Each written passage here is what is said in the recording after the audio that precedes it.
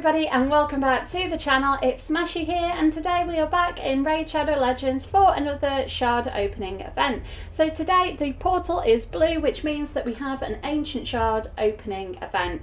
I wanted to start by saying that I have taken a little bit of time away from Raid Shadow Legends, and the reason is because I have, in all honesty, felt the game has been extremely frustrating. Just being honest with you, things like clan versus clan, more microtransactions, the state of arena, which has since been somewhat rectified. I've been able to get out of bronze, which is always a great start. But I've just felt generally quite negative, and I know that I say to you that I like to be positive when I speak about this game, but I reached the point where I couldn't do it anymore. And even though I was still playing this game every single day, it's difficult to make content and be passionate about things that you don't enjoy. So now I feel like I'm at the stage where I have somewhat started to enjoy the game again. Clan versus clan still dominates, you know, my life. We've had a couple of them now, and I feel that for the couple of days that they're around, they do kind of take over. But thanks to the shard opening today, I will have been given plenty of champions at the end of this, hopefully some legendaries, that we will be able to save and level up when that time comes around again. As I suspected, my clan has come up with a minimum amount of points that each member of the clan is expected to gain for the team, and for those of us who are free to play and don't have many books to apply to their champions, etc., it really does take up most of my time. I only get 30 what's it called, 30 auto battles, because that's how much you get as standard.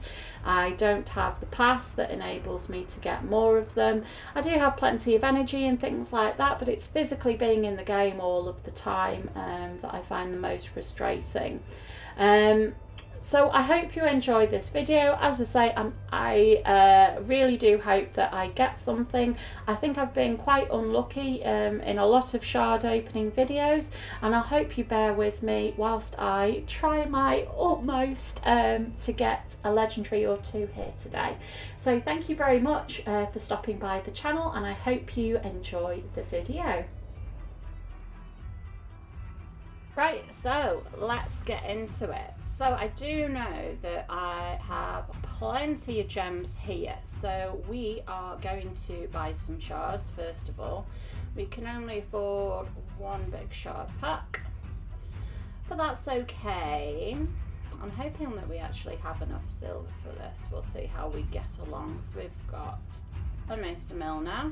And here we go. So our lovely portal here is blue, and we now got 45 lovely shards, and we're going to go one by one, not 2 by 2 like they are, 1 by 1. So 2 times chance of epic and legendary champions. So rare is now 83%, and we've got a boost here onto epic at 16 and legendary at 1%. So let's crack on. Usually this is the time where I start wishing for certain champions and things like that, but as you will have seen in my previous videos, it hasn't really worked out for me very well, so I'm probably going to avoid that. Ooh, Cage Breaker, brand new to the team, we'll have you. My Ogrin tribes, actually, I don't have a lot of champions, and I don't know that much about this guy. Seems to be relatively good. He's an attack-based Ogrin, so we'll have a look at him at a later stage. I won't pretend to know anything about his kit, but welcome to the team, Cage Breaker.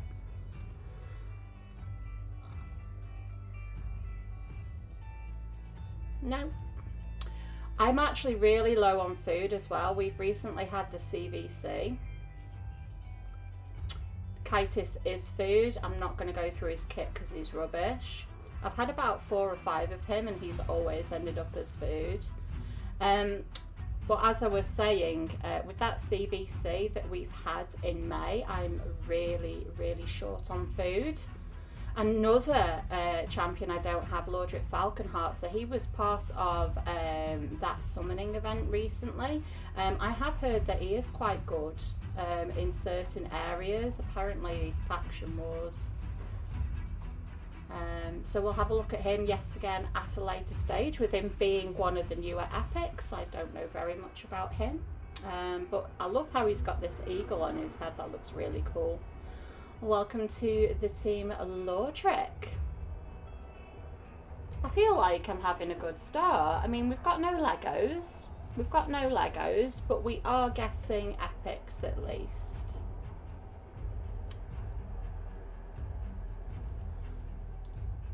Hopefully we'll get at least 1 Lego. We'll see how we go. I could buy a small pack as well, small pack of shards, but I'd rather not. I do already have Luria, so Luria is really, really useful, particularly for some of the dungeon bosses, because she has her heal reduction. So this is one ability that essentially gives 3 different debuffs.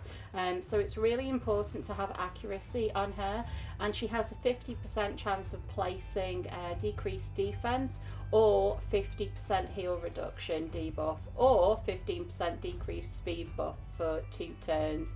So really, really handy champion to have. I kind of rotate between her on most of the dungeon bosses because I think she is quite useful. And she also has Mark of Fear. Like, she's absolutely full of debuffs, really, really handy. So she has a 50% chance of placing freeze for 1 turn. Enemies killed by this skill cannot be revived. So she has uses in arena as well as on bosses, like with spiders in the Doom Tower and things like that get revived. And the Ice Golem, she stops the ads on the Ice Golem boss from being revived. So really, really good. The only thing is, it's sometimes a bit of a challenge to get her to kill them with this ability, particularly if you're doing it on an auto battle. Like, the chances of you getting that off are very, very slim. And then Hex, so she also has block buffs, so she is such a handy champion. So if you have her and you haven't tried her out yet, I do really recommend it.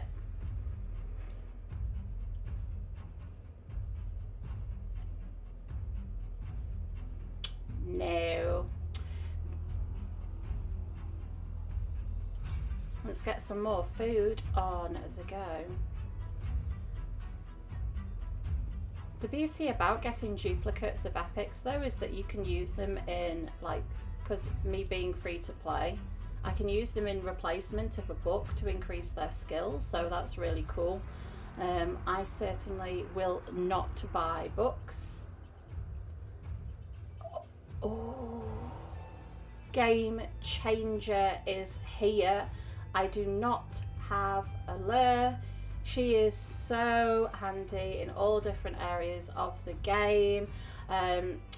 With the turn meter manipulation, the decreased defense, the sleep that she does, I am so excited. Accuracy in faction crypts, probably won't use it, but she is incredible. I am so happy with her. Demon Spawn is actually one of the other factions that I'm really struggling with in Faction Wars, so she will be a fantastic addition to the team. Really, really happy. Oh, another. Oh, hello. Just talking about you again, Luria. You will get turned into a book, no doubt. 27 left, guys. How are we on silver, I wonder? Oh. Food. Hello, Shaman. I do obviously have a Shaman already. She is a free champion. I think most of you will be familiar with her kit, so I won't go over it. Dark Elaine. So I already have Dark Elaine. Yet again, she is another free-to-play champion, so you guys will get her eventually. She is quite handy for bosses like Ice Golem, because when she gets frozen, Lethal Winter fills this champion's turn meter by 25%. Whenever this champion or an ally receives a freeze debuff, so she receives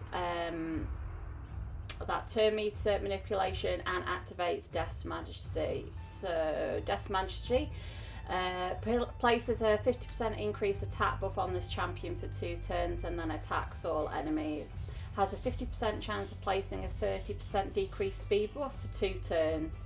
So that's why I generally use her there. This, I have no use for 2 of them. I mean, I could try rolling with 2 of them and see how much fun that is on Ice Golem. But I really do like the aesthetic on her, like the undead version of Elaine. Really, really cool. Come on, Lego. Where are you? Oh dear. Preserver is not a Lego.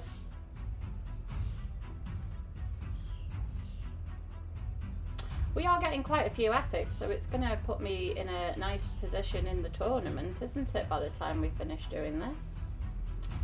20 shards. Ooh. Necro Hunter, he's not very good, so we're just going to bypass him. I'm going to bypass you, sorry. Caster. I was just thinking how much I was enjoying kind of the tentacle and the cracking kind of imagery on him. Looks really cool. He's one of the new rare Bannerlords.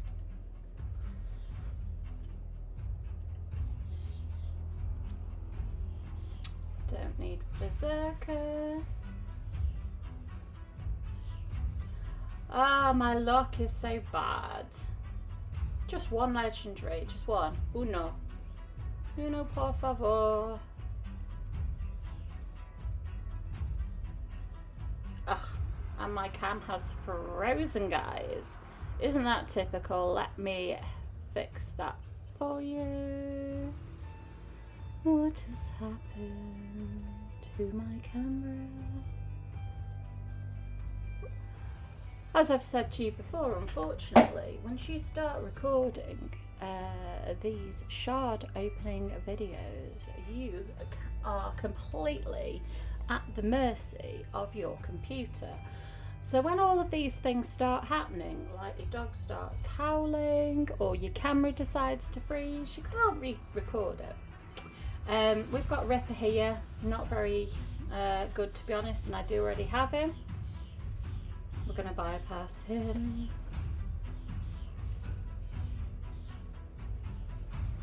Second in the tournament. I'm not sure how long that's going to last, to be honest. I must be getting really low on silver now. That's the second apothecary we've seen. Really, really good starting healer. I still use him on Clan Boss actually for that speed buff. Heals, everything. So good. Ooh. I was going to say maybe this loading sign is like a symbol of good luck, but it's not. We've got an Elaine. Oh, Sagala. Already got one of her, so I could use her to book the other one. She's actually a really, really hard hitter. Might be useful if you've got her to try her out. Juliana, I do not have Juliana, but she is another heavy hitter. She pairs with Romero or whatever his name is. Battle Dance attacks one enemy 2 times. Each critical hit fills this champion's turn meter by 10%, and when you book it, it increases the damage by 15% in total. Lethal Partner places a 30% increased crit rate on this champion, then attacks one enemy 2 times, places a 5% poison, so it's the decent poison debuff on the target for 3 turns if this attack is critical. Will ignore 50% of the target's defense when Romero is on the same team, and the damage is increased by 20% when booked. And it's on a 5-turn cooldown. Ouch! And there's no way of reducing that with books. Fire of Purgation attacks one enemy, has a 75% chance of placing HP burn debuff for 3 turns. So I'm actually using Ultimate Gaelic as my HP burn champion at the minute because I don't have another one. Might be worth having a look into, but as standard this is on a 5-turn cooldown, and there's no way of reducing that, is there? No, but it does last for 3 turns. When you ascend her, it removes 1 random buff from the target as well. Damage is increased by 20% when booked, and then obviously you've got the buff and debuff chances increasing all the way up to 100%, so it will always go off. And her aura there is crit rate in arena by 20%. I might have a play around with this character because I do actually have Romero, just out of interest to see how good she is. She does have quite a lot of reviews. Apparently she's good in Clan Boss. I don't see a lot of people using her, to be honest. 6 shards left. It's not looking good for that Lego. Hello again, Life Taker. Welcome to the team. I got her in my last shard opening. As I said, I would like a few Shadowkin just to get ready in time for their faction crypts. 3 more shards.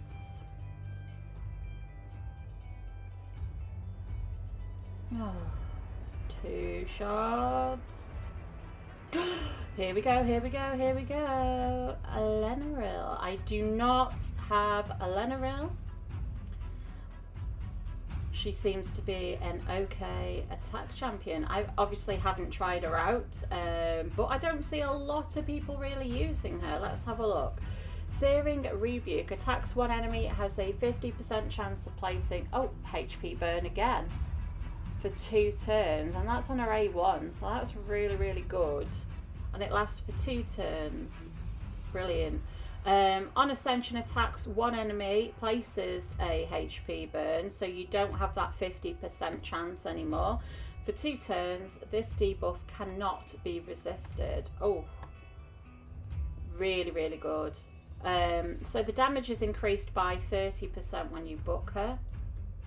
Smolder attacks all enemies, places a 5% poison debuff for 2 turns and a second poison debuff for 2 turns if the attack is critical, so it'd be nice to stack all the crit on her.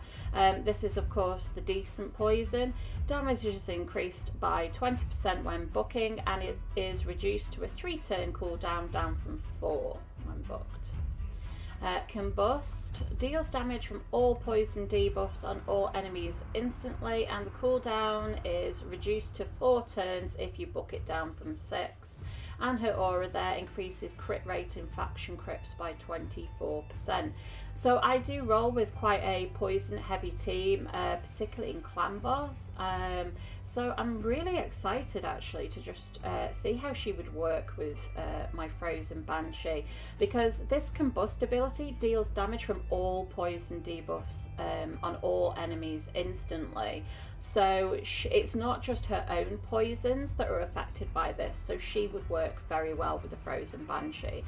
Really excited. Thank you, Plarium Gods, for gifting me this champion.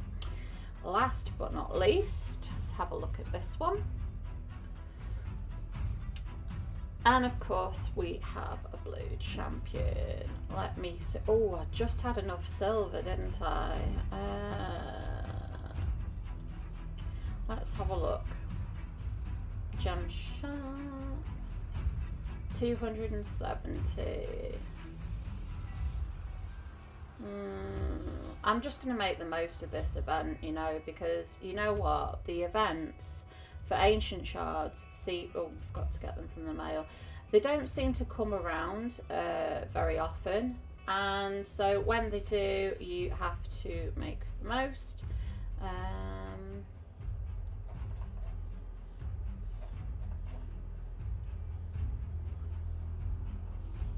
Let's have a look.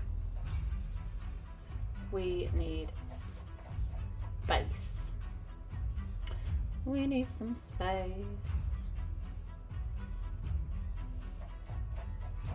How many did I get? Can't even remember.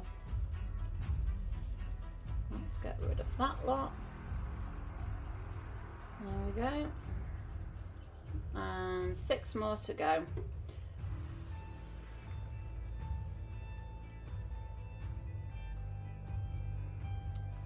Maybe I'm just being a bit greedy. But like I say, we'll make the most of it on this occasion. I should have probably saved those shards till next time, but hey ho.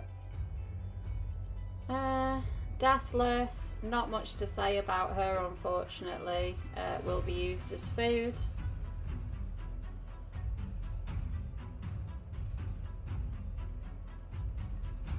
Last one. Ooh, Clod Beast Feeder. Don't have this guy. I believe he is a newer Ogrin. Apparently very good in Faction Wars and Clan Boss.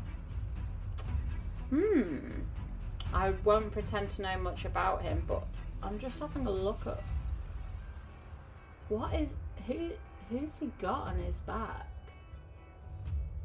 Some poor little humanish looking